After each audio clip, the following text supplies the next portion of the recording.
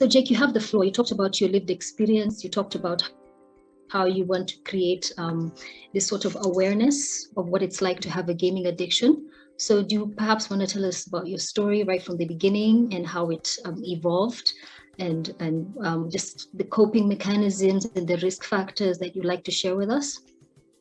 Absolutely. For me, just to let everyone understand, I have always played games, whether that be sports and athletics, whether it be card games. My family, since I could hold cards, we've been playing euchre. It's Magic the Gathering trading card games. It's video games, handheld games. I have beside me a board game that I made myself, actually, very recently, that I love to play with friends and show off. The act of play and the act of engaging with games has always been a central part of how my family has come together. And that was the basis for me slowly exploring deeper and deeper what games could do and what games could offer. Unfortunately, not a uncommon situation. I went through some traumas in my middle school and my elementary school growing up that really slowly deteriorated my self-esteem quite heavily. It turned out that I was diagnosed years later with an anxiety disorder, and I do have a disposition to depression. These are three factors that in my time slowly ended up going from, hey, I love games, games are fun to play, I love the act of play, and I love using them to engage with other people, to I'm going to play games in order to escape the pains and the sufferings I'm going through, using it to cope with what was my everyday challenge. In middle school, it started. Going into high school, I was a functioning addict in that I was playing maybe 8-9 hours a day, sleeping 4 hours a night, but still managing to get good enough grades in school to move forward. And this all came to a head when I entered university. In university, I ended up in a headspace that was probably the least healthy I could have been in. For me, I mentioned my self-esteem was very poor, was very low. What happened was, for whatever reason, I ended up comparing myself to everyone else and only validating myself with external validation. I could not evaluate myself for who I was and how I felt. Instead, it was always, if someone says I'm funny, for that day I'm funny. If someone says I'm not, too bad, I'm no longer funny in my head. It's not the proper way to have self-esteem, and I'm pretty certain I don't need to be an expert to say that that's a dangerous way to live your life. But on top of that, when I went to university, I was no longer a big fish in a small pond who could just get by on a few hours of sleep and barely make it through classes. The challenge of university was much greater, and suddenly I was falling behind because I was still spending so much time playing games. I was so afraid to engage with the work that I was dealing with. I was locked in a space of fear, of anxiety, of isolation, as I slowly started to remove myself from the friend circles that I made in university. I failed a couple of classes and dropped a class in my first year. I hid this information from my family, feeling like there were expectations on me that I had to uphold, that I had to achieve. I put heavy expectations on myself. And while I wasn't ever trying to hurt my family, I was never lying to my family thinking, haha, this will get them. It honestly felt like a knife twisting my gut every time I lied to the people that I cared about and loved deeply.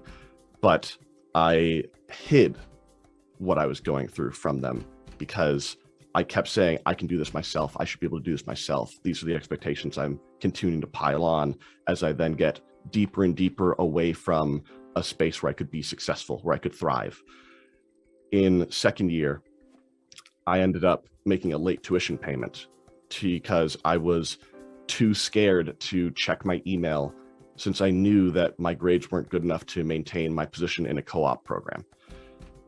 That meant that I didn't see the email telling me the deadline for when I had to pay tuition, and I missed it. So I was living in residence, telling my parents I'm fine, no longer registered as a student, sleeping all day, gaming all night, barely eating, barely bathing, barely doing anything to take care of myself, not talking to any of my friends outside of the people and the connections I made through online gaming.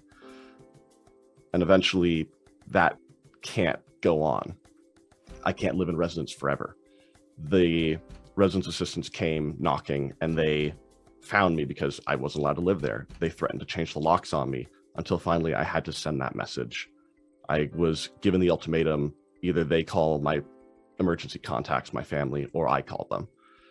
In that moment, when I went back to my apartment, this was when I realized that I had a choice. And I'd always prized myself for being a logical thinker, for being someone who's very good at reasoning through a situation, even though in my twisted headspace, I was making a lot of wrong decisions.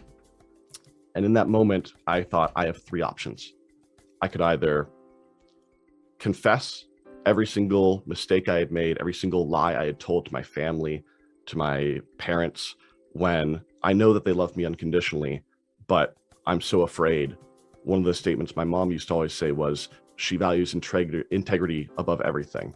She loves me, but she absolutely hates a liar. And that's what I have become to protect myself. I could run away. I could become homeless, but I live in Canada. I live in Ontario. This was Halloween, in fact, October 31st. It was about to head into deeper fall and winter. I would not survive on the streets. Or in this moment, my very logical brain said, this is an opportunity where people will kill themselves.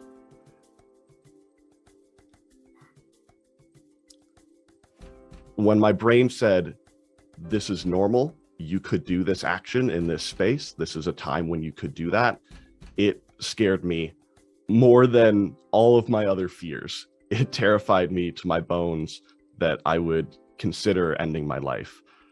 That fear drove me, like my fear always had, but it drove me to reach out to my family. And at that point, I began my recovery. I weighed 127 pounds as someone who is 6'2". I was shaky. My nervous system is not great, but it was much worse. I was broken out. My skin was terrible. I smelled like death, is how it was described. I was not in a good place. But I began the cycles of rehabilitation. And what I learned was all of the things that I was doing, the activities I was performing in with gaming, I was using to escape that anxiety, to escape that depression, to escape that isolation, to try and find connections. Because originally I turned to gaming due to being isolated from bullying. And then I turned to gaming in order to escape my fears and my struggles of not meeting expectations of my own or of what I thought people had around me. I used it to escape just the fears of failing in life and what failure really meant. I got a therapist. I spent years in therapy. I tried going cold turkey and not playing any games. I wouldn't get very far. I would make it a few months and then I would relapse. A constant cycle, but over time, as I continued to work on those underlying factors of my self-esteem, of my anxiety, and of my depression, I was able to make progress, and I was able to put in the work with the very constant and loving support of my mom and my family. I moved from, it would be maybe a month or two into a relapse, and I wouldn't notice that I am playing games again. It's just how I was functioning. It took me, I think, over a year to even admit that I had a gaming addiction while I was in recovery for it. But I went from needing someone to tell me I had relapsed to recognizing after a month I had relapsed, to recognizing after a couple of weeks I had relapsed, to a week or a few days in that I had relapsed, to the moment I started playing a game, I had relapsed. And I hit the breaking point when I realized I'm about to relapse. Since that day, I haven't relapsed again. I have not played a game. I have been 5 years without playing video games. I do not recommend cold turkey, but I also can't recommend anything around video gaming addiction. I'm not the expert. From what I understand, cold turkey is less used, since it is very painful and very difficult to go through. But one of the pieces that I like to share, because people ask me, well, why don't you just stop playing a game? Why didn't you just stop playing the games? What's keeping you going to those games? I use the analogy of food. At the time, I was so deeply attached and needed the gaming to move forward that I would say, imagine if someone told you, from this day on, you cannot eat. You will no longer, from this minute, from this hour, from this second, have any more food, have any more water. You will have nothing. You are going to sit here, walk around, and starve. You know, if you don't eat, if you don't drink, you are going to starve. You're going to dehydrate. You are going to die. For me, that's what I was being told. You are going to die. You do not have access to food anymore. And you can imagine your body goes into a survival mode. You need to try and get that food. You need to try and get that thing that you need to live. It took me years to recognize when I went hungry and I stayed hungry that I wouldn't die.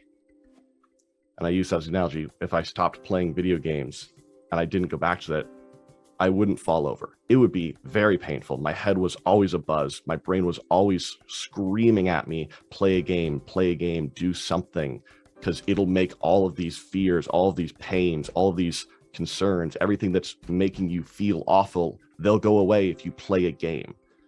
Even today, games and my desire to play a video game are how I recognize that my mental health is slipping. I need to reach out to my support group. I need to figure out, why am I depressed? Am I stressed? What's going on? My brain is starting to yell at me again about video games. When I went into COVID lockdown, that was a terrifying experience, I think, for everyone. No one was looking forward to a pandemic. No one knew what to do in the pandemic. My first thought was, I'm so scared of scared for all of the people who are going into rehab, are about to start rehab, or are just on the cusp of addiction. Maybe they're a functional addict like I am. Maybe they play some hours, but not past the threshold. This isolation, this fear and anxiety that the pandemic will cause will send so many people spiraling. Even for myself, I made it 3 weeks in my apartment in Toronto living alone before I just couldn't anymore. I realized my brain was screaming at me, play video games. And I almost did, before going, I need to reach out. This is a problem.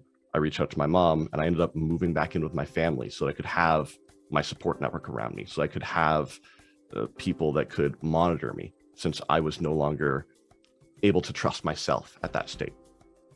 It took a whole other year moving between my family, living with some friends, trying to live alone again, before I finally managed to find a system where I could interact with friends, where I could be social and still connect with folks. I moved into a new building that was just a couple floors below my brother and his apartment and his wife.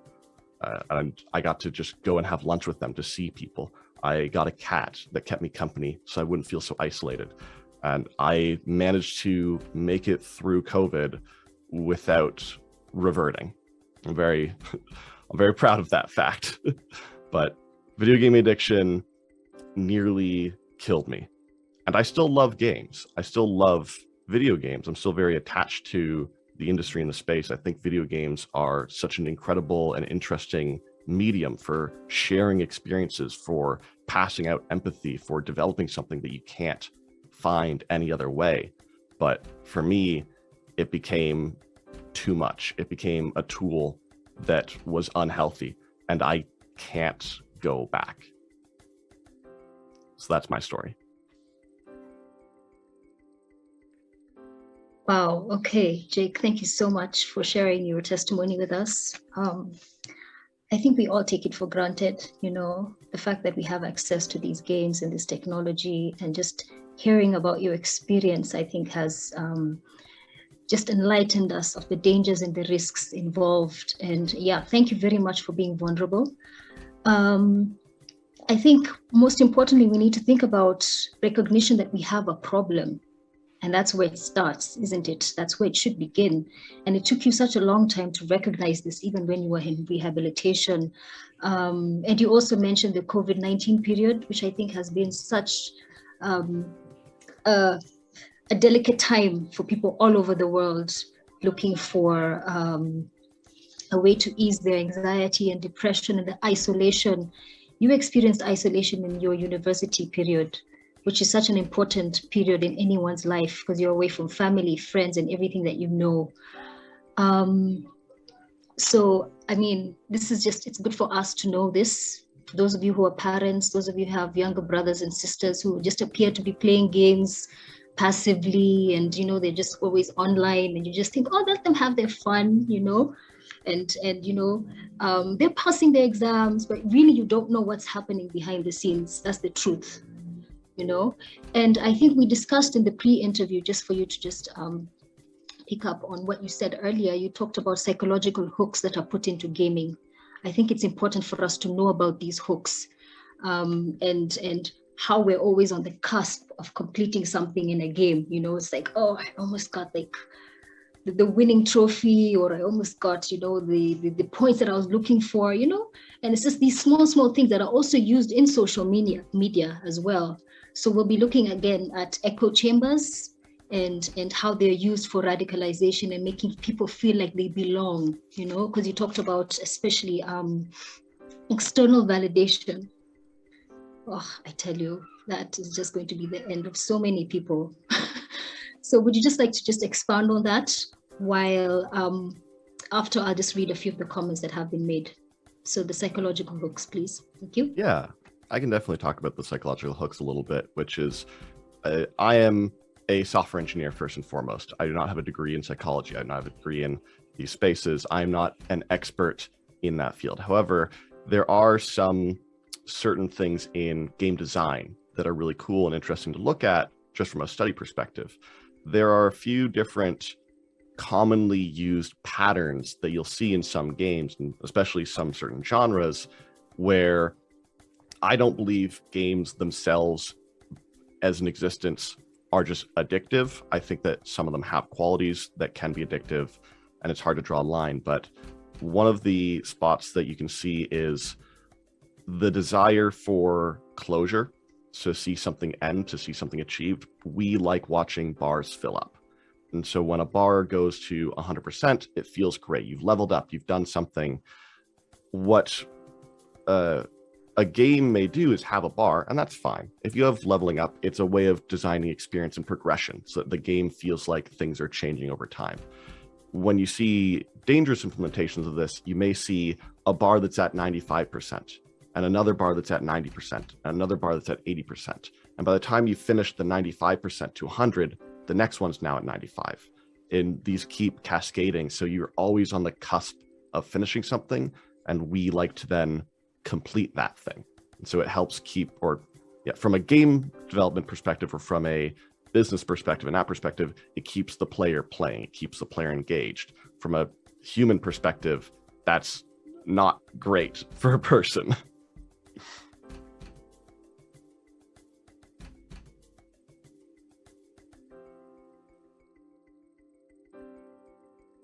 Have Marilee who says, thank you very much for being vulnerable. I think we don't take it for granted that you've shared with us your story. And these are real experiences that you've shared, which can be very triggering to others. And she's hoping that we all have access to resources to help us process what is being discussed, especially if we are triggered in some way. And also, there's a question about how do we take care of each other online when discussing these serious topics. So I think I'll direct this question to Dr. Brian and Dr. Matthew when they have their turn to speak. Vincent asks, how can you tell you are addicted to something like gaming? Because at a point it seems one is having fun or so until maybe someone tells you. So it's always someone else who says, hey, I think you've been online too long, or you've been playing for too long. You need to cut back a little. So how do we sort of put those senses on ourselves and know, okay, this is too much? So again, I'll direct that to Dr. Brian and Dr. Matthew. I think that's about it. So Jake, we're really appreciative. I think towards the end of the session, we'll talk about, we'll just briefly ask you about what you're doing in the gaming industry as a software developer. Because the irony is you're now in the industry and you're trying to make change, which is fantastic. And we're so happy to hear that. So without further ado, please continue to post your comments in the comment section, please. We're really happy to hear from you. And I'd like to give the floor to Dr. Brian and Dr. Matthew. Okay. You're welcome. Hi, guys. Yeah, thank you. Thank you, Jake, for sharing that. That was a really interesting and a very unique perspective on what Matt and I deal with on a daily basis with our patients. So what Jake is describing is what we call gaming disorder, and it's recognized by the World Health Organization as a pattern of persistent or recurrent gaming behavior. So it's so severe that it takes precedence over other life interests. And as Matt and I talk about this, we'll be talking about that specifically quite a bit today, because that's one of the defining, the definitive points here with gaming disorder or any other sort of like internet-based addiction. We'll also be talking about the negative consequences that result from these behaviors, and because those are also defining factors here. You can be an enthusiast and be online for 40, 60, 80, 90 hours a week and not have any negative consequences in your life. It's when those negative consequences arise that you need to take notice and you need to start seeking help. So like I said, Jake's not alone. Many patients are waiting for that triumphant day, like he said, tomorrow I can do better, or I'll control it tomorrow, no big deal. I always call it the Rocky on the steps moment, where Rocky in the movie runs up the steps and he's like, yeah, you feel like you can be triumphant like that.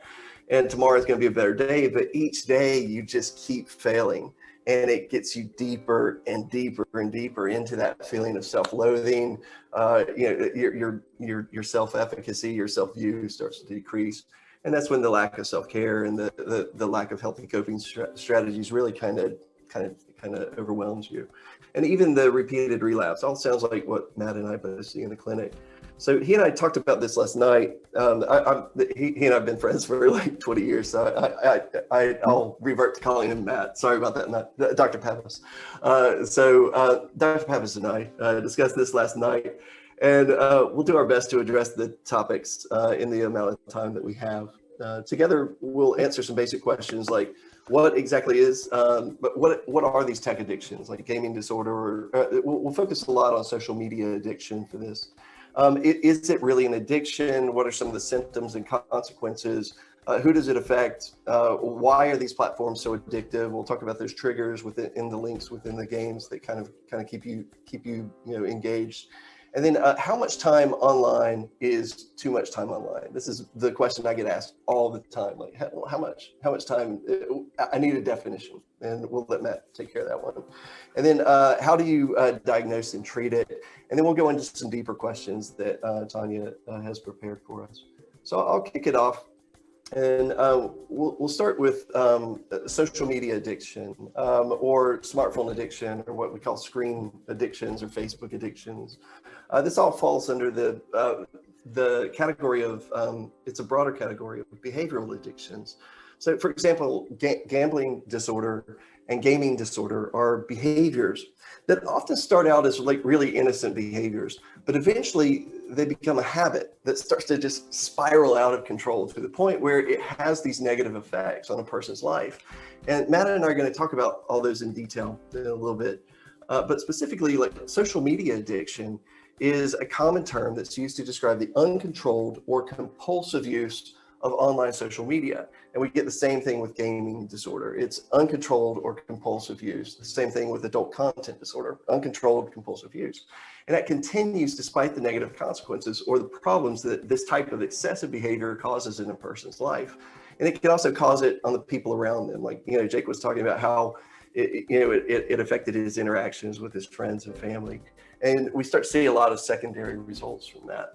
So social media addiction usually involves activities that, include excessive use of social networking sites or applications like Facebook, YouTube, Instagram, Twitter, and Snapchat. But we're starting to see an overlap with gaming because there's such a big social component to gaming now. With these massively MMORPGs, like you've got groups going on tasks to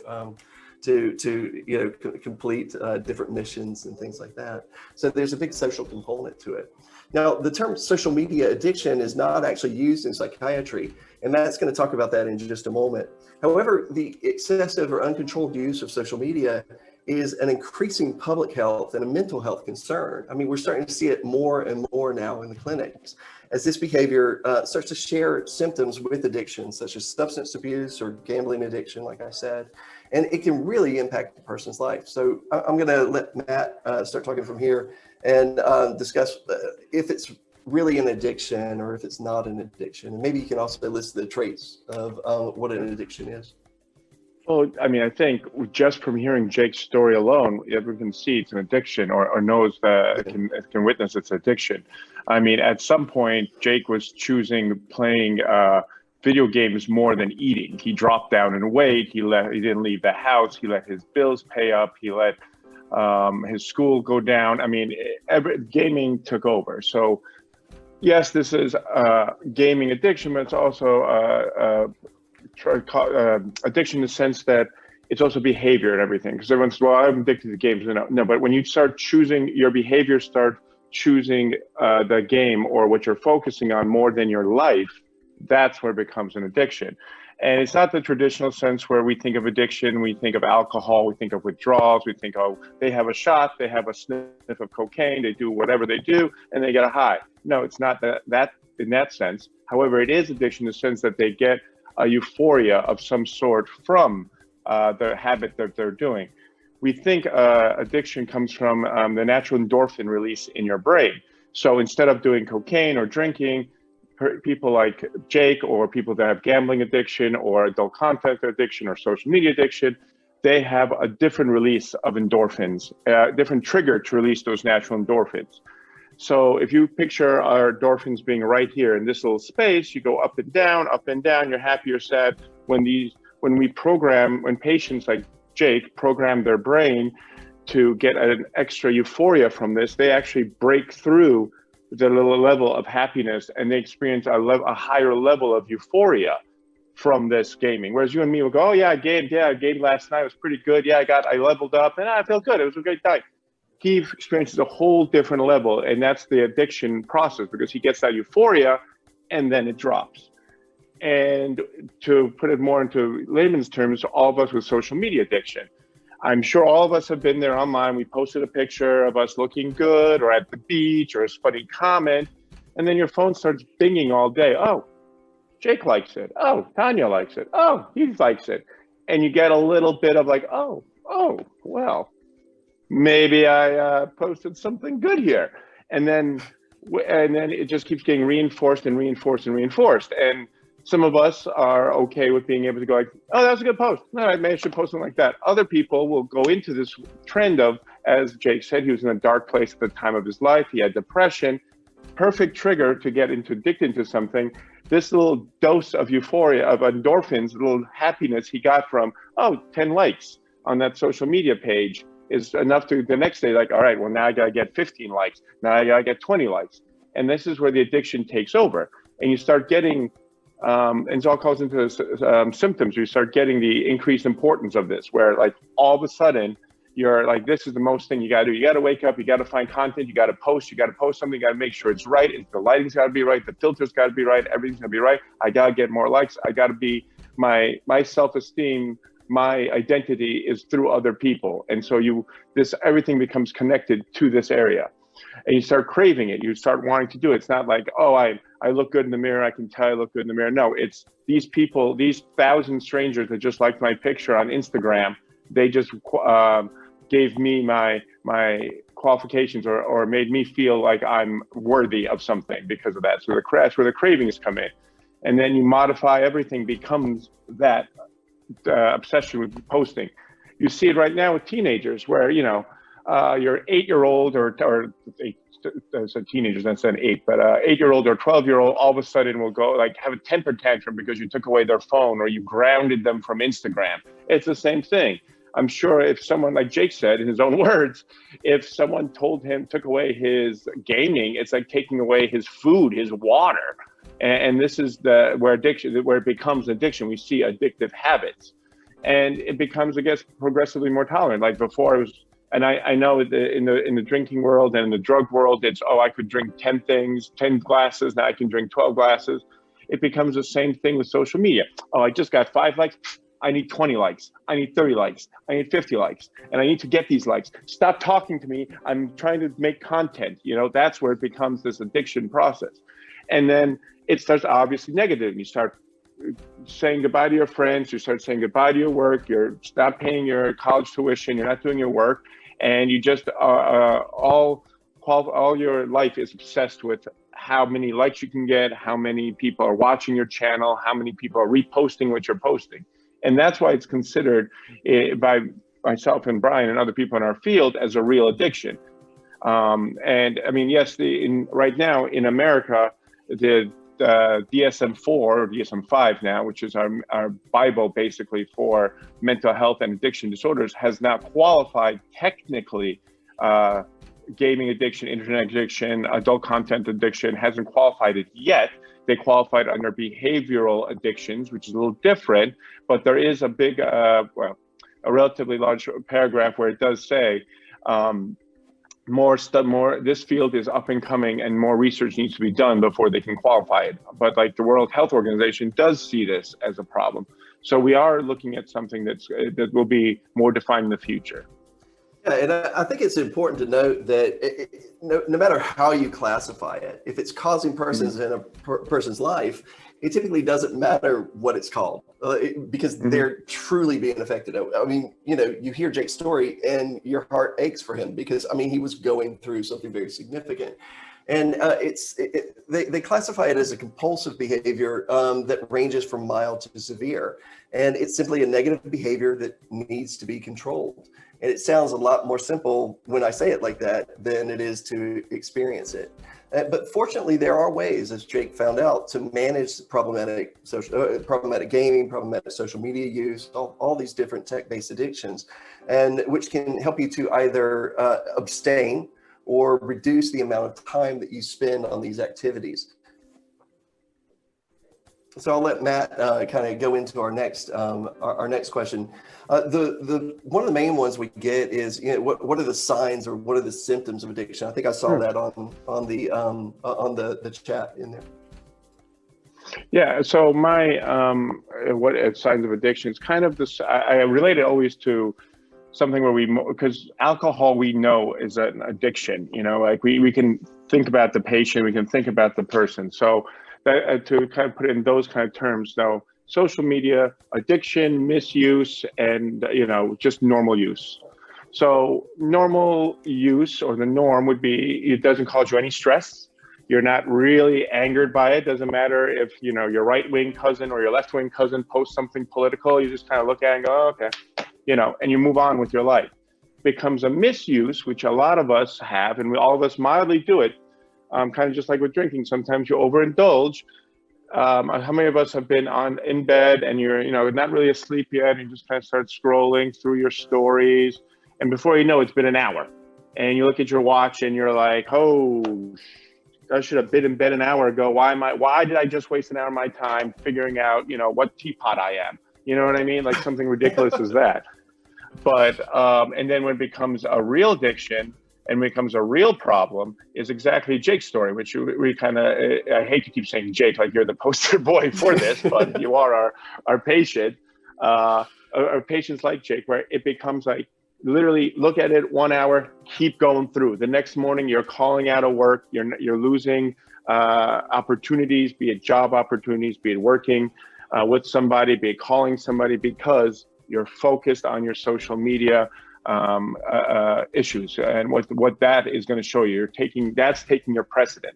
That's where it becomes a problem, and it can range. It can range from it takes over your social life, which includes like your friends, family, or it takes over your social life, your romantic life. You no longer date, you just are online scrolling, getting likes, and it can take over everything, your job or your school, and everything becomes just this. So basically, the rule of thumb, I would say, is coping, more or less. Like, yes, there's a fine line between a functional addiction and non-functional addiction, but again, the main thing is if you notice other areas of your life or your loved one's life are failing because of something you're doing or they're doing. In this case, would be gaming. So instead of going, as Tanya said, you come up to somebody and say, "Oh, you're on TV, you're watching TV too much, you're Netflixing too much, you're whatever." That's when it starts to become a problem. That's when you notice that as a patient, you're no longer functioning in society because of this. You're choosing something over function. And somebody asked, let me asked, just step on you.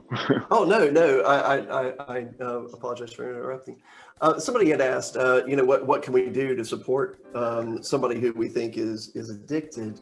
And I think this is a good parlay into this. I think when you see somebody that you're concerned about, when you see somebody exhibiting some of the actions that I'm going to list in a couple of seconds, I think communication is really important. You need to talk to them. You need to figure out what's going on with them. Is this a coping strategy, or are they just an enthusiastic gamer? I think Tanya has a question.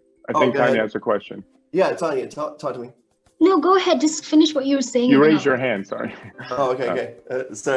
I think it's important to talk to them and to really start a dialogue and say, are you dealing with anything else? Because you're going to see that this is oftentimes it's a problematic behavior that develops on accident, or it can also be a problematic behavior that develops as a result of coping strategy. So I'll go through a little bit of what you're actually looking for when you are with somebody who you suspect may be. I just want to interject with the lineup that I always tell my patients is no one woke up wanting to be a gaming addict.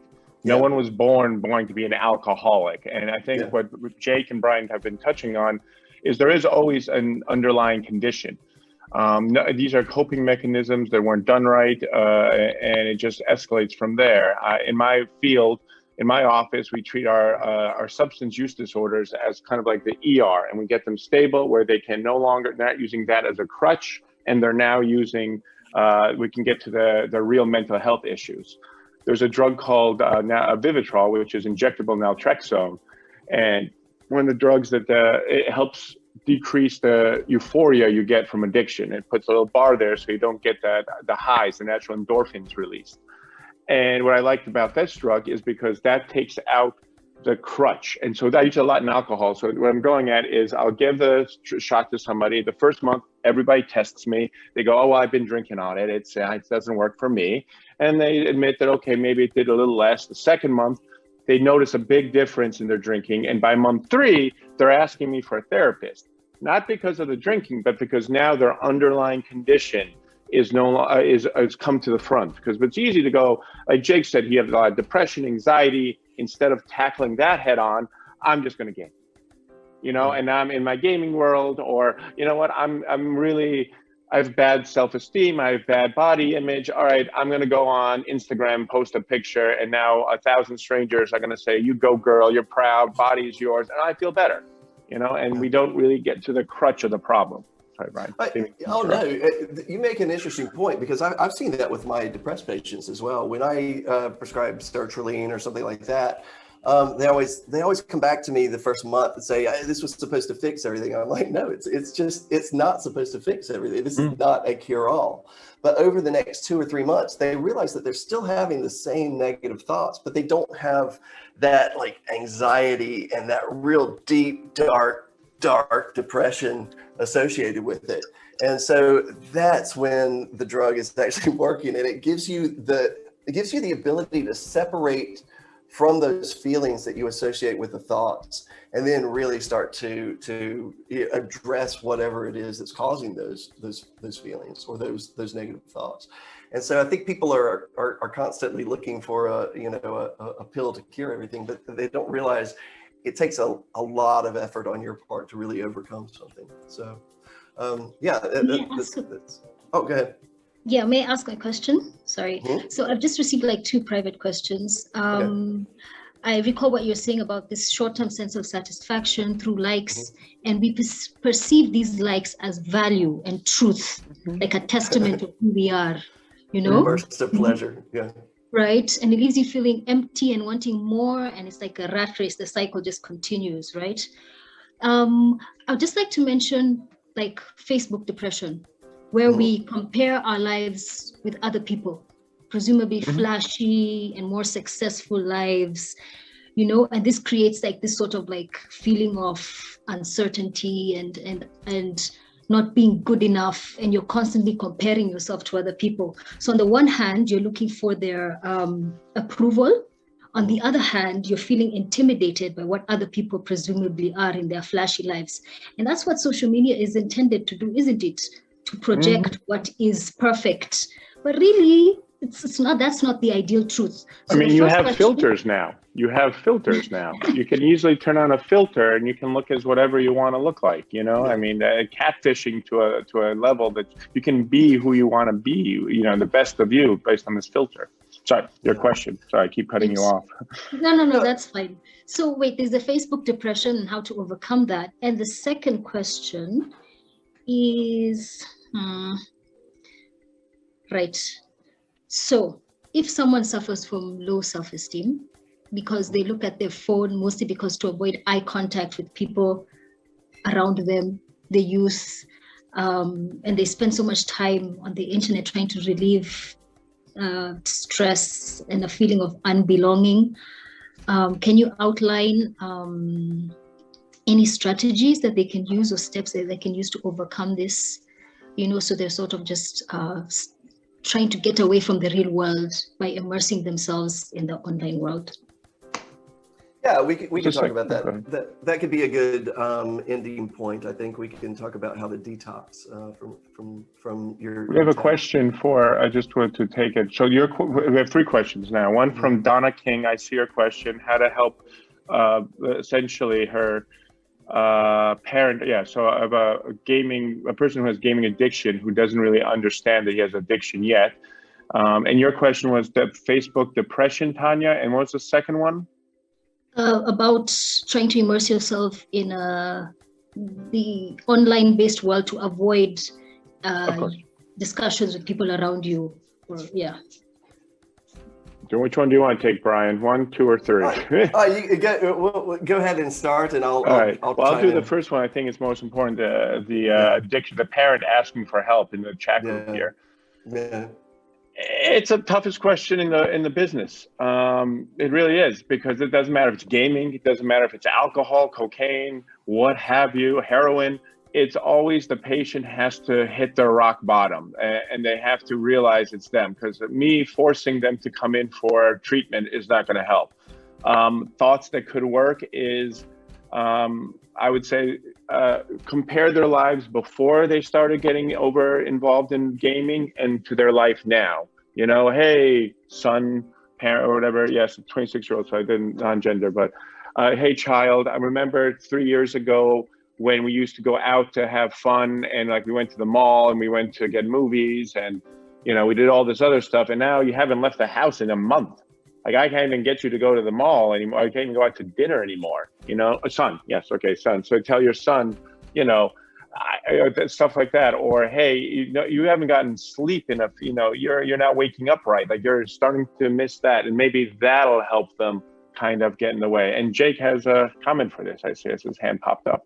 Yeah, I definitely can't say, hey, this is the trick to doing things. That's not what I'm here for. But one note that I have found was very helpful for myself, and has been, what I've heard, very helpful for a lot of other people, is that when you are approaching your child, your loved one, it's important to not forget some of those things we talked about earlier, which was they didn't choose, I want to be an addict, I want to hurt people, the people around me, I want to do this damage.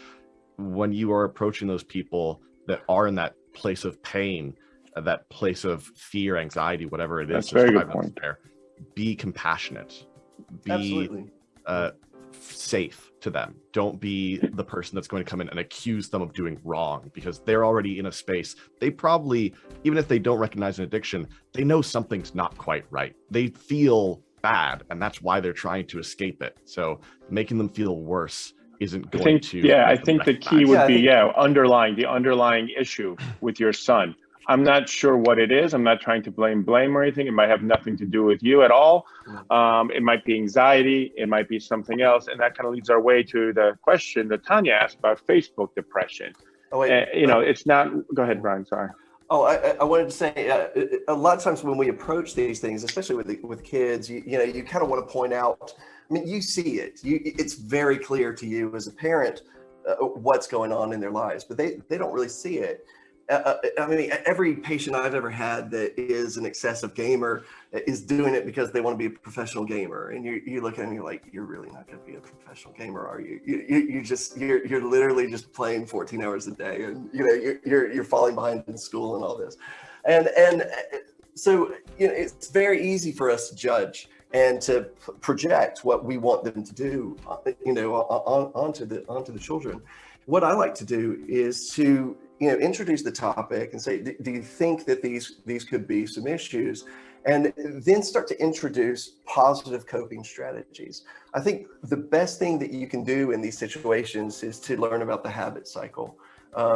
Anytime you have a habit that forms, there's a trigger which causes you to take action. And a lot of times that could be a feeling of stress.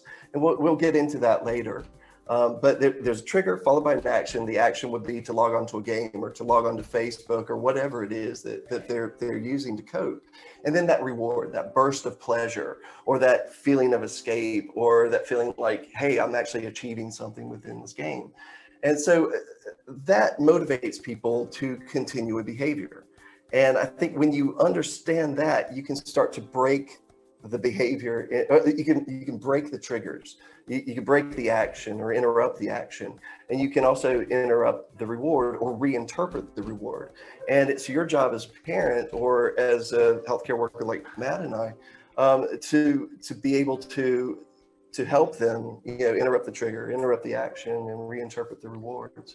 And you can do that in a very subtle way, like hey, today we're gonna go interact with people, and you're gonna have a great time, and you slowly reintroduce them into socialization, or you slowly like getting that cat. That's an amazing coping mechanism for you, and it really creates companionship and all that. So and the underlying cause. Maybe another good thing. One other thing I should mention about the gaming is if your son has low self-esteem, maybe he doesn't know what he wants to do with life, maybe he has no direction. And instead of like getting to the gym and working out, or instead of studying, and like games will come in like a couple of months or if not years, he can just game for an hour, and within an hour something goes positive in his direction. He shows something to work for it. So maybe, and going back again to the question of depression and Facebook, it's more of a self-fulfilling prophecy. You have a little depression, you go online, look at everybody's life is better than mine, you get more depressed. That's where that depression comes from. But again, the core of it was, I feel depressed. I'm not right with myself. Something's off, like Brian was saying, something I know is different in me. And if you get to that point, then we identified the trigger, which was depression. And then we can identify, using apps like Brian does and therapy that Brian goes through, cognitive behavioral therapy, you do actual, like, how can we solve this problem? You don't just tell them you're an addict, now we got to fix you. It's more like, okay, you feel depressed about the people on Facebook. What can we do? Oh, I can't do anything online. Well, what specifically is depressing you? Well, it looks like everybody has a beach body and I don't. Okay, well, what can we do about that? Well, why don't we try going to the gym once a week? And you kind of cognitively get them to think about solutions instead of just making them go, you're an addict, stop it.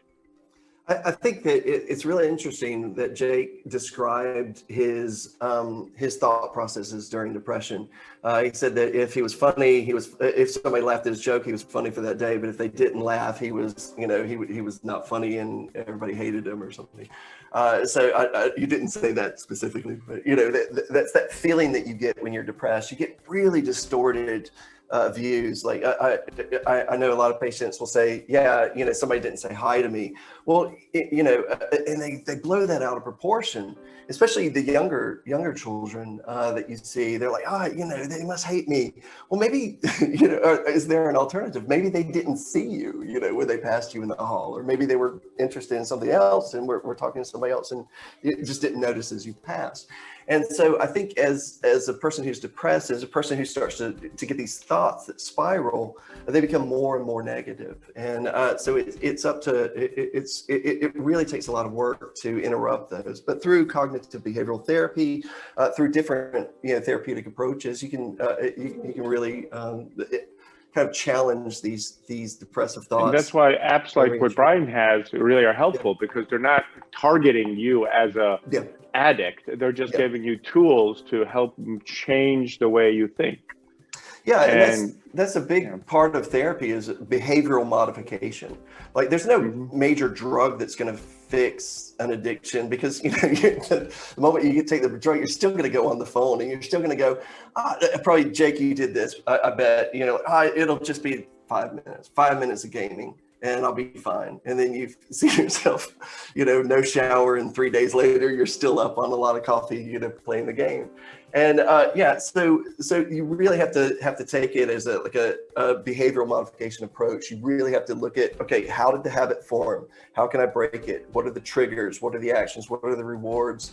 And reinterpreting the reward is actually one of the most interesting parts of the therapy or therapeutic process, because you start to, okay, what did I feel beforehand? Like, what did gaming mean to me before? And Jake, I'm sure you have a very different answer for 5 years ago than you do now. So you've reinterpreted the experience and how it affects you, especially after having recovered from an addiction like this. You probably link a lot more to gaming than you did many years ago. Yeah. Right. So I just want to share with our audience that we'll be sharing Dr. Brian's website with you all at the end. So just tune in for that. It's a really good resource that you can use with your kids. I also just want to remind you all that we need to take a photograph. So we'll probably take it at the end. Yeah, it's really useful for us to have this photograph. So please don't go away. My panelists are not going anywhere, but for the rest of you, please don't go away. Right, and Marilee she's made a very good comment. She says humans are social beings with an innate need to connect to others. How do we remind folks of their complex needs, their complex needs of sun, food, fresh air, friendship, sleep, validation, hugs. We've just been torn away from that sort of world, especially during the COVID-19 pandemic. And I remember recall mentioning a question here about someone who's immersed on their phone and they're trying to avoid, sort of engaging with people around them. It's probably they feel a sense of rejection or not being good enough, in the moment. So, how do we just remind them that these things, it's so important, it's healthy, we need it. Our bodies naturally like this stuff. It's not like anything. It has to stay, it has to start being pulled out is a bad word, and into the sun like some vampire, but they have to be because when you go outside, it's hard, it's corny, it's hard, it's difficult to tell somebody, hey, go outside, enjoy some sun today. No, but if you have a family member or other people, hey, let's go outside, let's have lunch outside, let's take a walk today. That kind of stuff reminds it. And the COVID thing, unofficially, my wife is a pediatrician, but unofficially she noticed, and everyone in her office noticed, that speech delay is huge over the last 2 years. Why? Because kids only see this now. So they don't see how to make words anymore. They don't see how to open their mouth. And so there's a speech delay. So we are already affected by this pandemic. And like you said, the norm of hugging someone, touching someone, shaking hands has kind of been going out the window. And how do we come back to it? Well, it's just coming back to what we know. I mean, we're designed to be social creatures. You like being with people. You like socializing. Most restaurants have many people in it. You don't have in the small little booth alone. So I think to answer your question, Marilee, is going to be just small steps, bringing people out again, and how to tell them. in the addiction world, we'll tell our patients sometimes just go out. If you feel like getting triggered, go for a walk. If you're depressed, another thing I use in my mental health offices, I tell them, like, fake it till you make it. You're not happy. Okay, why don't you go outside? I know you're gonna hate it, but let's just go outside a little bit for today. Maybe mingle, whatever. Jake, I'm sorry about your hand up. Yeah, I was just going to say, I had my mom as my rock and my major support person. She was the one who would go like, hey, Jake, it's time to pull you out to something. I had an agreement with her. I was very much abnormal in that I was highly self-reflective and highly aware of my situation, even if my twisted perspective refused to accept I had a gaming disorder for over a year doing that. But I knew something was wrong and I needed to work on it. She would drag me out to things like her fitness classes. So I would do 6 a.m. fitness with my mom and a bunch of other middle-aged women in her trainer's basement studio. And I would do that like 3 times a week. And that really helped me start to appreciate my body and get some confidence back into my body. Since I mentioned I dropped to 127 pounds. I was dangerously underweight at that point. But doing those kinds of activities helped, as well as just give me some of that endorphin back that I lost not playing video games anymore. She continued to pull me out to different scenarios. When I was first trying to return to university for my second year, a second time, I immediately relapsed and had a horrible situation. And so she asked me, Jake, what do you need? Again, I was unusual in that I could actually describe what I needed. I told her, I need you to literally walk me to my classes and see that I go into the lecture hall and wait for me to come out, because I need that accountability. If someone doesn't physically take me there, I will not go. Yeah, and I think what you're describing here is really interesting, because we see it in a lot of people with gaming disorder and social media addiction and all these other behavioral-based addictions that are centered online. Over time, you become so accustomed to communicating virtually, and we're starting to see this actually with post-COVID now too. It's very difficult for somebody to reintroduce themselves to face-to-face interactions. We become very comfortable to these virtual interactions. So people actually do start to develop social phobias. They start to develop withdrawal. They start to have symptoms of loneliness, and that can feed the low mood and the depression. And that's where you start to get those thoughts where you can justify, I'm having some suicidal thoughts. This is normal, in this mindset that I'm in. And it's anything but normal for a human to have these thoughts, but it does happen in along this pathway. So it takes somebody like your mom, a partnership like that, to or a therapist or other family member or a really good friend to really pull you out of that and really make you do some just 5 minutes face to face today. Well, if all your friends are virtual, go meet somebody. You got to set those little goals, like, okay, I'm going to talk to a cashier today, I'm going to talk to a barista at a coffee shop or something like that. There's got to be some face to face interaction, and then tomorrow it's going to be 2 interactions, the next day it's going to be 3. And so you just build up that social muscle again, let's say, over time. Yeah, I actually, when I was, again, in that space of trying to recover, I told my mom, I don't remember how to talk to people. I have only been talking through mostly text or through a voice call, but specifically virtually and around the game. So conversations were built around that game. Having a conversation, not know how to do, and she actually take me to some of her networking meetings as like an entrepreneur to go, here, have some socialization time. She asked me if I was willing to do that thing. She wouldn't force it upon me, but that was how I started to regain social. It was like here's 1 hour this 1 week, and then next week we'll do it again. Slowly I got more comfortable. I was able to make friends at university. I was able to reconnect. I was able to build circles, join clubs, and now I have a very vibrant social life again. Okay, perhaps Jake, just as you were speaking, I would just like you to talk about the tech behind social media, specifically echo chambers and what they're designed to do, and also the something we mentioned earlier. The echo chamber predominant. Could Sure. you mention so that people know exactly what social media is and why it's so addictive and what is really happening behind the scenes? Because a lot of us don't know, we're looking for these likes, but we don't understand like the technology behind it and how the computer is programmed to get you these likes and to get you addicted. And so, because these social media companies use your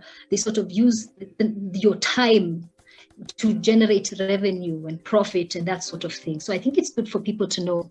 Yeah. I'm afraid designed to do something or something else. Often what happened was they built systems to do some kind of goal. It turned out the side effect, things like echo chambers came out of that. And now they just exist, but it's profitable for some reason or some place. So I know a lot of developers on the ground aren't going, ha ha ha, cackling, I'm going to make this addictive and as addictive as possible. We're normal people too. We try to do good, but sometimes we do bad things by accident. These things can happen. When I mentioned echo chambers in interview, I talked about how you can end up in a space in, let's say, social media or in general in life. It's not specific to social media, but the idea of an echo chamber is that the people around you are all sharing the exact same ideology, the exact same thought process, the exact same ideas. You can see this not only in social media, you can also see this in just like a cult, which predates internet. What happens, however, in social media is the algorithm is typically quite good at finding things that you are interested in because it wants to get engagement. The longer you're on, the more that you put into the system, the more data they have that they can then sell as a part of their revenue package, or the more ads they can show you to get ad revenue. There's various reasons why they want you to stay on the system. If they show you things that you like and things that you agree with and things that you want, then you will be happier with that space and you'll want to stick on it. Then you can end up in a space where people will be very supportive of whatever your view is, even if that view is not a healthy one to maintain. For me, I ended up in echo chambers in video games playing online, not in a political radicalization or anything like that you typically hear echo chambers referred to as in news and in media. But for me, it was, I played games in the middle of the night when I was sleeping all day and gaming all night. So the people that I ended up connecting with in these online games who are also in my time zone, well, who are those other people playing at 4 a.m., 3 a.m., 5 a.m.? It's two kinds of people. A person who works the night shift, very uncommon, or a fellow addict that's up all night gaming. So of course, I'm going to end up with a bunch of people who support my gaming. They go, yeah, game, we're all friends, we're all here together, we support each other. And that's the social life that I was feeling I missed, that I lost from isolation, and I wanted to get back. So I found a community, but that community at the same keep playing games, keep pushing yourself to play games kind of mentality where we're all addicted and none of us want to admit it or face it. So of course, we're going to all support each other playing those games. Okay, thank you so much. Are there any other questions? Please post them in the chat. We're drawing close to closing remarks from our panelists. I think we've had such an engaging discussion. Yes, Dr. Brian, do you have anything to say? Yeah, I can add a little bit to that last question. I think, like he said, it's a lot of times they're not designed to get you addicted. They're basically designed to engage you and to keep you engaged. That's the point. There's not. I'm in these meetings where my job, I basically interface in medicine to help people better outcomes, mental health. And so our meetings are really centered on how to get people addicted, how we get people to use our products over and over again. It's more, how do you engage them? How do you keep them engaged? And how, and I think for some people, it's a very healthy usage habit that they can create. And then others who are vulnerable, it can spiral out of control. It's target advertising. It's no different than, you putting, we always used to laugh in front of Wyckoff Hospital in Brooklyn. There's a giant billboard that says, injured by a medical professional, call these lawyers. You know, they just target it right where you need to be, and then Yeah. and this is the algorithm perfectly can settle it, say exactly what you're looking for. Yeah, and like So- different people have different motivations to log on. So some users like to connect with new people and maintain current relationships in a virtual space. Others like to interact anonymously and say things that they normally couldn't say in person, or if they're face to face with somebody. And other people like the idea, like we said, of putting forward their best self to show everybody what their what their best life is like. But regardless of the motivation, it's generally agreed that vulnerable users, their repeated and frequent stimulation of the brain's reward pathways leads to this problematic or compulsive use. And if you want to, if we've got a little bit of time, I can talk about that for about a minute or two, about how these reward pathways can get hijacked or how they can get conditioned.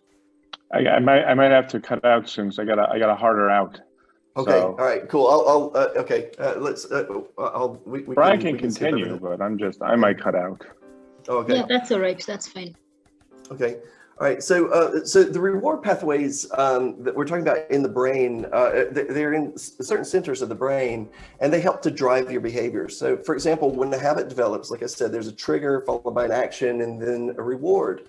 And for some users, like say, for example, stress is that trigger. So they're feeling anxious or pressured, and they reach in their pockets, they pull out their phone, and then they log on to social media just for a moment to relieve that feeling of stress. And that feeling of pleasure that they get is interpreted by the brain as, hey, that was a good feeling. Let's do that again next time we can. So in many cases, the next time that person experiences that stress, they pick up their phone, they log on to social media, and the cycle repeats. Now, in addition to compulsive social media use, it may be worsened because we get activations like notification functions on our phone. It'll ding when you get a like Matt was talking about earlier, or when somebody messages you that, hey, I liked your photo or something like that. These notifications can quickly condition a person to respond to that stimulus in a certain way. And that means as soon as the notification or the stimulus indicates that new content's available, the person immediately picks up their phone and checks it. So you're starting to get a conditioned response, just like we saw with Pavlov's dog. So over time, some users find it increasingly difficult to log off and redirect their focus away from these activities online, as they're constantly checking their screens and continuously chasing additional feelings of pleasure. And that's why we say it often hijacks the brain. Right. Yeah, I like what you said about conditioned response. It's a major component of psychology. For those of you who are interested in knowing, you can just Google it. Conditioned and unconditioned response by Pavlov. Yeah, a major scientist way back in the day. So I'd like to go into, closing remarks, especially with Dr. Matthew, who might cut out soon. What generally would you like to tell our audience about tech-based addictions? I know it's loaded. It's a loaded question, and we definitely to summarize it all up. There's help out there. Really take a look at yourself and your friends to see what, how it's tech, social media affecting you individually, and maybe see what your trigger was. That maybe it's not really a way, it's not the addiction, it's not the substance itself, be it cocaine, alcohol, social media, adult content, whatever, gambling, but it's actually something in your own life that maybe is not going well for you or causing you stress and anxiety. And can you develop a better way to get over it or to deal with it, to embrace it differently than you have been now? And there's always help, between therapy. There's some meds that some promise, but really the therapy and working on yourself can help a lot. For sure, better coping mechanisms. I think we all need better ways of doing that. I can see a comment here about someone who's addicted to series. I tell you, movies, just staying up all night. Yeah, I can personally say that's very, very dangerous. Yeah, that can have some major physical ramifications. I think Matt can address this as well. Like when you have chronic fatigue, day after day after day, chronic sleep deprivation, it can really affect you. The lights actually throw off your REM and throw off your natural body clock. So that's why for good sleep hygiene, we always say An hour before you go to bed, turn off all phones, all lights. Make sure your room is cool, dark, and comfortable. Bed should only be used for sex and sleep. That's it. There's no checking your phone. There's no reading in bed. There's no, one last email in bed. There's no bringing your computer to bed. As far as the question here of the series watching, the lights are, it's a never-ending cycle, because you watch one more show because you're not really tired. The lights keep you awake so you don't feel tired. So you watch one more show and they're engaging. And now those bastards at Netflix have next episode starting in 3, 2, and up. Oh, well, it's already started. Might as well watch it, And so it's for you out there. The best thing is to set a timer. I'm going to bed at 10. I can pick this up. This is in 1980, where if we, those of us that are that old, remember, like once you miss the show, you never saw that show again. You just, as soon as you're ready, you control your time. 10 o'clock, I'm going to bed. I will literally pick up right where I left off, right there. It's hard. It's not easy, but just remember how tired you're going to be the next morning, and how then the next day it's going to be even more tired. But the show will always be there. Yeah, I think Matt said something really important. It's really difficult to maintain wellness and good mental health. I mean, it takes concentrated effort to do it. Like, you got to set alarms nowadays. Like, you've got to turn off that function on Netflix, like, next up episode. I mean, it really takes some discipline, and you have to establish routines for yourself, morning routines, nighttime routines. It's really important to maintain. And it takes, by the way, someone wrote here, it takes about 3-4 days for your sleep cycle to get back to normal. Yeah. And so, there's no such thing as I'll get that sleep back. Once you've lost it, you've lost it. You get over it real quick, but it's not you don't have like a piggy bank of sleep that we used to think of. Like you don't ever gain, like you're not going to sleep 12 hours tomorrow and that makes up for the 4 hours you missed yesterday. No. We often find in sleep deprivation, especially chronic sleep deprivation, that people start to get weird weight fluctuations as well. For example, the next day after you've been awake, they've done studies where you actually crave more calories, about 300 extra calories per day. Now, over time, that can start to build one day after another. So this is opposite to Jake's case, but a lot of times we'll see people that have become obese because they've gotten addicted to online activities, and that can contribute to increased risk of heart disease, kidney disease, stroke, diabetes. So it's not just a mental health issue; it becomes a physical health issue as well, and it also becomes a financial health issue as well, because a lot of people, like he was saying, he really couldn't sustain himself, when he was going through school. A lot of people will lose their livelihood because they're focused on these activities so much online, and they lose their jobs. One of the things that I heard and saw actually was, especially for my own sleep deprivation, from when I was addicted and going through like functional addict stages in high school, was sleep deprivation can very easily mimic the symptoms of ADHD. And so your ability to actually pay attention to things, you will find if a kid is struggling in school and it's, there's symptoms of ADHD, they may not have ADHD, they may just be deprived of sleep. And it's very common in teenagers.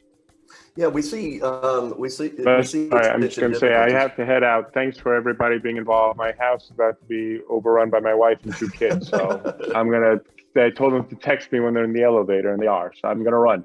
Thanks for having me, Anya, Brian, Jake. Matt, before you head out, I think the big question everybody's asking is, what kind of teapot are you? Exactly. A British teapot. All right. Very cool. See you. Take care.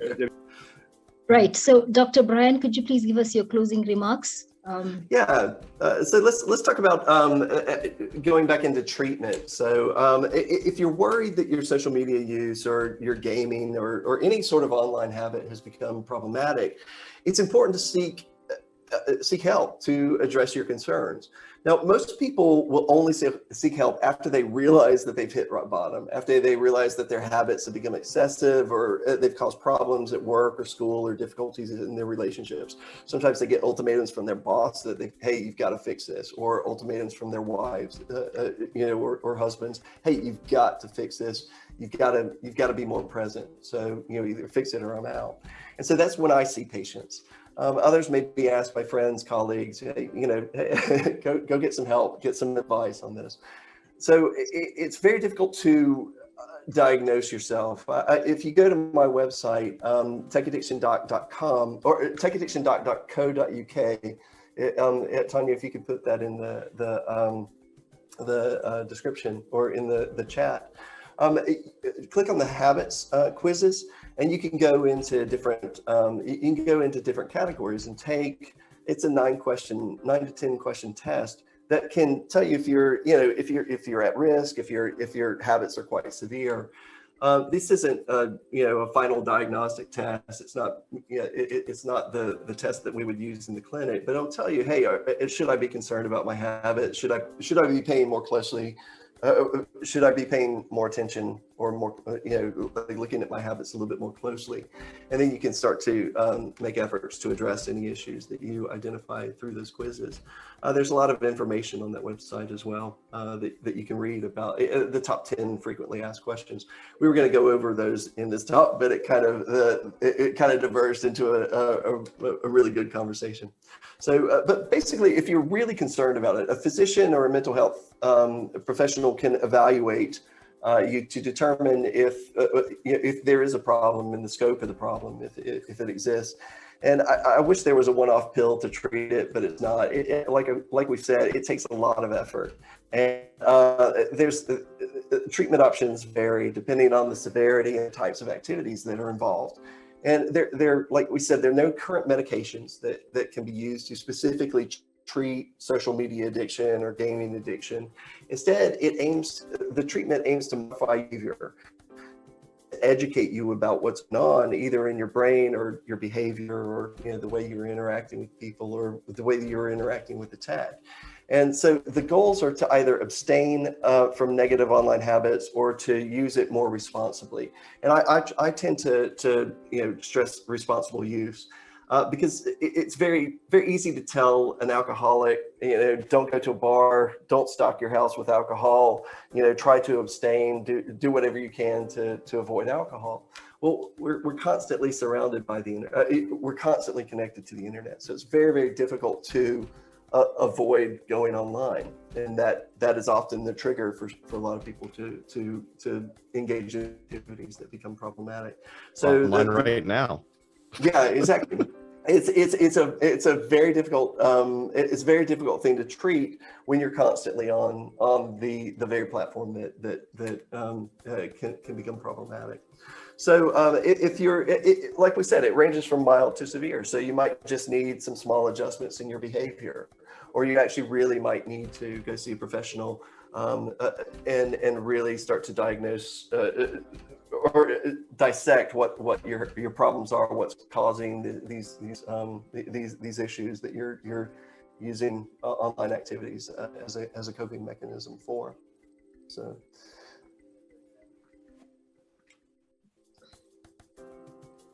Thank you so much for that.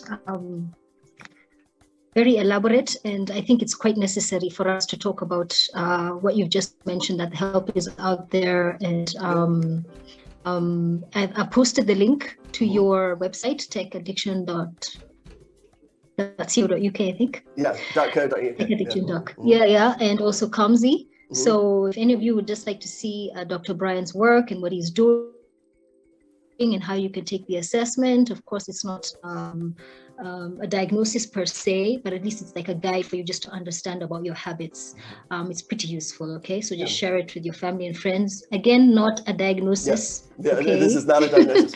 It's interesting. At the end of that quiz, if you, I don't review your test results or anything like that. So basically, you submit them. And you'll get a detox program, like how do you detox from your tech, and it gives you some pretty practical tips on how to stop using your technology in a problematic way, and this might help some people. So it goes from, hey, turn off your Wi-Fi at a certain time at night, or use your device in high traffic areas if you're doing something problematic. Okay. So I think Jake will just give us like his final response. I can see here that Mary Lee has posted a comment, which is very useful. She talked about imagine a video game designed with a set time limit that it can be played within a 24-hour period. And that she knows that there are third-party tools that will log you out of your social media account after a specific amount of time. That is fantastic to know that that exists. Yeah. About the gaming comment that she's made, I also felt the same way, and I remember mentioning it to you, Jake, about how what can we do to ensure that games are safer in terms of the time period that people spend on it, and especially in the design and the programming of the game. What is your comment, especially in that regard, and what Mary Lee has said? It's hard. Perhaps it's also a good time for you to just... It's hard, okay. It's hard to figure out that line because it's separating like the business. They need to make money. How are you going to make money? Is separate that idea out. Just talking about how to limit time spent on something. It's not always so easy as, oh, they put in a limiter into the code that stops you. There's a lot of mobile games that have energy bars, so you can only do so many things in a certain time period, and then they start to fill back up. But the time that it takes to fill back up can be hours or even days. The point of that is not to keep you away from the game. It actually is to help build a habit of returning to the game over and over again. So just adding an arbitrary time limit to how long you can play and how that system works isn't always just going to result in, oh, we've solved it. Technology solved the problem that technology introduced. There's a lot of things we need to do as people outside of the systems of the technologies to help interact with them in a healthy manner. Yes, limiters are good. I save all notifications on my phone starting at 11. As soon as the clock strikes, the phone can't tell me anything that's going on. And that's helpful for getting away from it at night. But it's not going to solve the problem in and of itself. Sharing some, I guess, last remarks, I come from that space of video games and video gaming addiction, gaming disorder. And what I have found that might be more applicable to everyone, not just gaming addicts, is that being vulnerable, being open, being willing to talk about the challenges that you're facing is the scariest thing to do, but it is the most beneficial and the most helpful thing to do. Actually sharing your experiences and getting it out there does a lot to help. And what I've noticed in my time sharing, in my time talking, in my time explaining the challenges I go through, I have never met a single person to have ever gone, ugh, you got addicted to video games? How'd that happen? Idiot, just stop playing. No one is judgmental. No one is aggressive or mean about that space. I've never been hurt for sharing. That's a very important thing to hear for anyone who is struggling. That fear of sharing and being hurt for it, the fear of being vulnerable. Most people are not going to hurt you for it. I can't say all people, but from my experiences, it is rare that someone actually goes out and tries to hurt you for sharing. For those of you who are dealing more with not your own addiction, but the addiction of a loved one, especially in the space of video gaming addiction, it's hard to be a caregiver. It's hard to be a support person.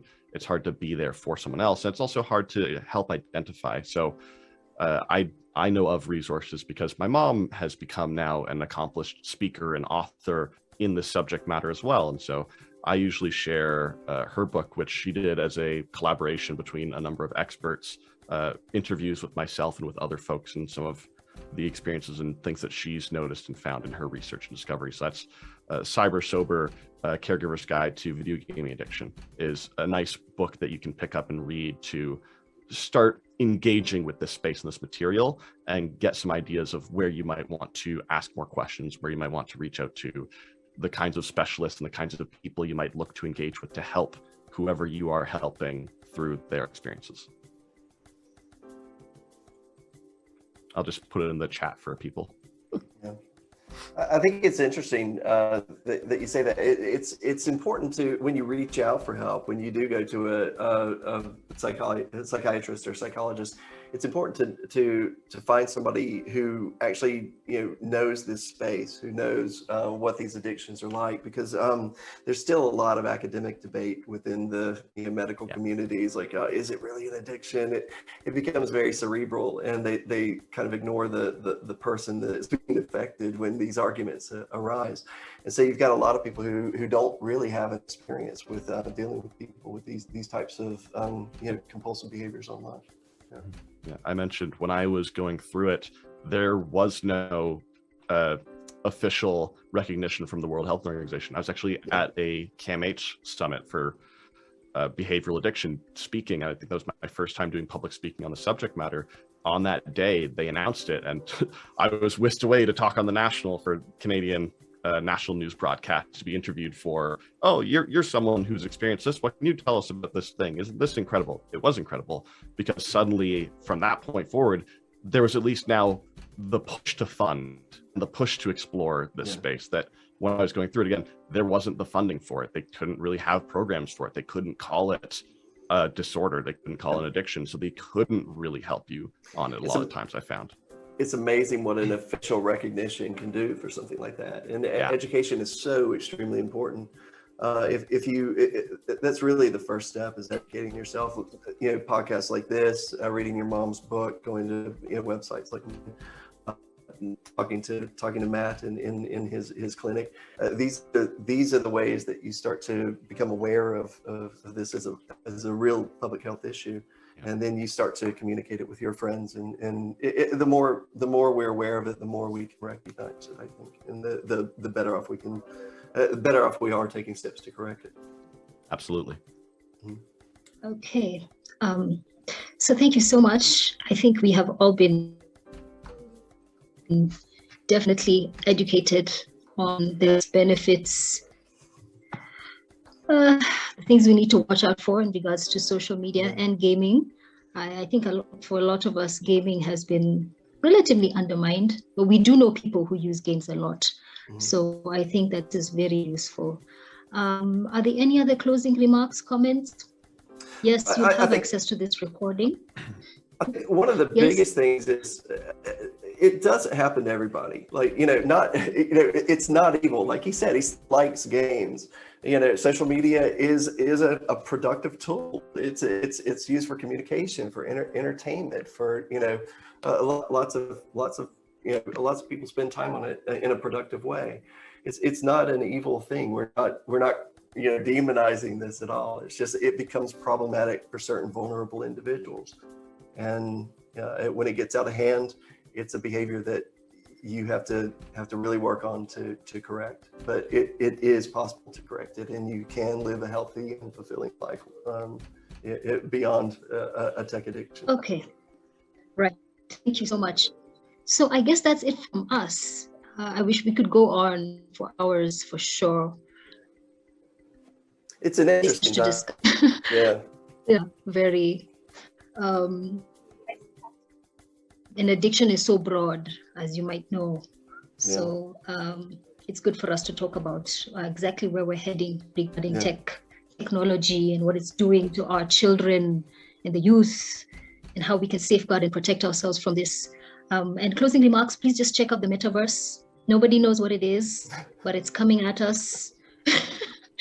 It's coming at us real fast. You need to know what it's going to do, what it means, and how we're creating these silos, these fictitious second lives.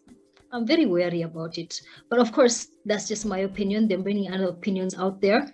Everything has a positive and negative component to it. So, right. So I'll just ask my panelists to stay behind for a bit. If there's any questions you want to make, you can just switch on your camera. We're just closing off and just, departing slowly. Anybody?